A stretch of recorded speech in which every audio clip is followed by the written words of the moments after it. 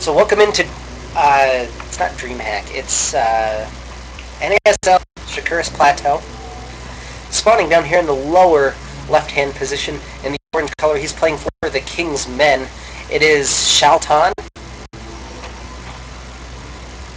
And spawning in the close-by air position to him in the teal color with his team up 3-1. Can he close out the series for Guns and Roaches? It is the YellowFlash. The YellowFlash he's just YellowFlash, wearing teal, unfortunately. So neither of the players with colors in their name in this game have actually gotten to wear their color, which I guess is a little unfortunate for them. They probably get teased on ladder a lot, I'm sure. So we have a silver level PvP now on Shakuris Plateau, and I'm apparently not on busy. Oops, there we go.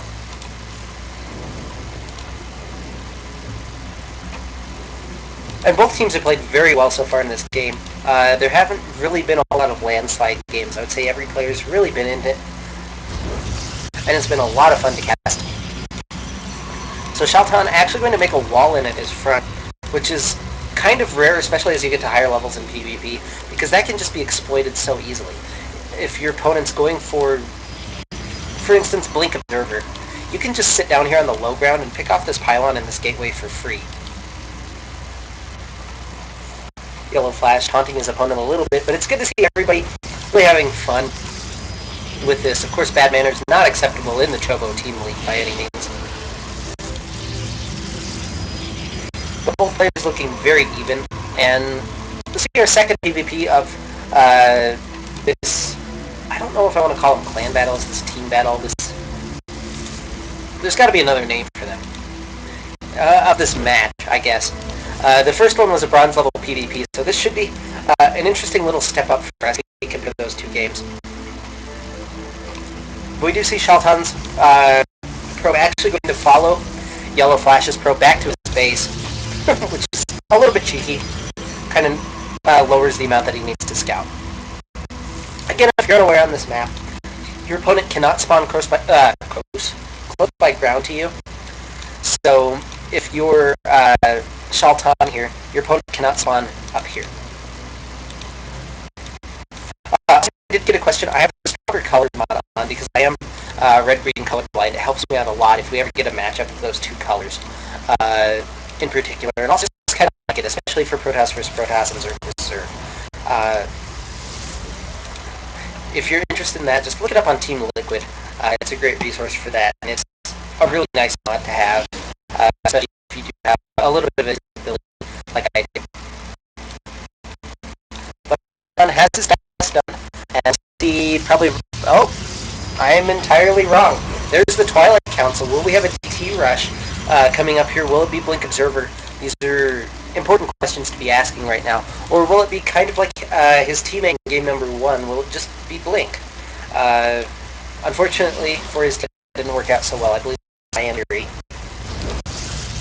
if I'm not mistaken, if my memory of events a couple minutes ago hasn't failed. There's a forge now for YellowFlash, and this is really interesting. Upgrades can really make a difference in PvP because you're making exactly the same units. But if you're falling behind in tech because of it, I would say it's not worth it. And there it is, the Dark Shrine coming up from YellowFlash, and this forge is actually perfect. A lot of people would say or think, and get stuck in that line of thinking, you need a robotics facility to defend against the DT rush. If you get a couple of cannons here, maybe back in your mineral line, you can defend against Templars just fine. He's going to get that robo anyway, which means that he'll be double detected, I suppose. He can detect with his observer over the cannon and make sure that DTs underneath motherships can't see it. Or he can see DTs underneath motherships. This, of course, is actually a fallacy. It is funny, but if you're really interested, you cannot double cloak things. They will only be single cloaked. So an observer will reveal a DT underneath a mothership. Fun fact. So also don't worry too much about that. How do I get so many detections in one place? You don't need to. We do see YellowFlash. I'm actually really enjoying this. This is different than what you'll see. A lot of players will kind of stick to pro builds, but if it works for you, do a different build. He does get that traditional 3 gates in a robo. He will have early +1 weapons, which can make all the difference in the world. ShalTan, meanwhile, throwing down that one at the front, and I'm not sure if this is really expected. YellowFlash will come down, he'll take out that pylon. There's even a smiley face from YellowFlash and a frowning face in response from ShalTan. But in come 3 Dark Templar. The Observer nearly out. Does he spot them? Oh no! Dark Templar going up into the main. They've now been selected by ShalTan. He's headed into the mineral line. How much will he be able to take out? He'll immediately target down that pylon that almost supply blocks YellowFlash. It does depower that robotics facility. But luckily for him, he did already get that Observer out. These Zealots versus these Dark Templar could almost just engage straight up. But these extra Stalkers coming in will be able to defend, and ShalTan was rather successful with that. He picks up that pylon. He does preserve his 3 Dark Templar, which can be so annoying. And if we look at the next stage of his plan, I didn't get BTs into his base the front way very well. I'll build a robotics facility and drop them in the back. He'll even expand behind this, and I love this. He's on fairly similar tech to his opponent. He's even making an Archon. And he'll have a fairly comparable army to his opponent, especially since he saved those Dark Templar. And DTs, even if they're detected, do a lot of damage. YellowFlash caught on a move command. He'll lose a Stalker as well as another Zealot for his trouble. Before engagement really takes place, ShalTan able to throw him back.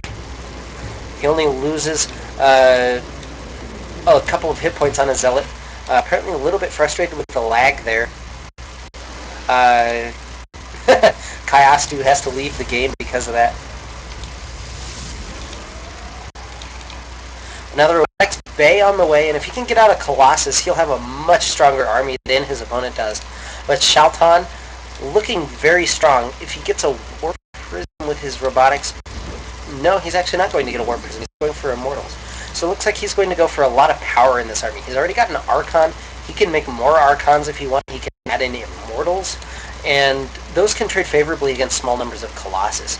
If YellowFlash is able to get up 2 and keep that solid gateway unit count, I would say he's in a decent position. But we do see ShalTan's expansion is finished. He's probably up in probes. 32-26 in favor of our orange player for the King's Men. And now YellowFlash trailing so far in supply. He didn't lose too much to that attack, but I feel like his that move command cost him quite a few units. It cost him a lot of strength in this game. And I feel like he's playing a little bit shaky here. His macro's not the best. He's really cut probes, which he didn't need to do. He's still sitting at 27 and not producing any more. And that's really allowed ShalTan to pull ahead. Now army sitting in the middle of the map for ShalTan. There's 2 Archons in with this army, which is a really nice count for him. Again, he'll have to hit before his opponent gets up a gigantic Colossus. 3 Colossus basically free of any unit you're going to do. If you've only got 1 or 2, Archons and Immortals can just power through it. More gateways on the way back at home for ShalTan. I thought I saw Forge as well. Forge coming up here at the front, which is kind of standard positioning. YellowFlash now, after getting that early Forge, only got the early +1 weapons. He hasn't followed up with any more upgrades. He does have that Twilight Council as well that he hasn't used. So ShalTan really investing in tech without getting anything out of it.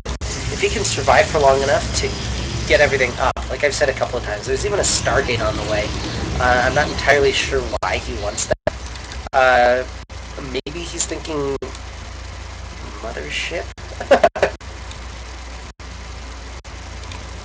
I don't know. Regardless, now charges on the way. He's finally making use of that Twilight Council.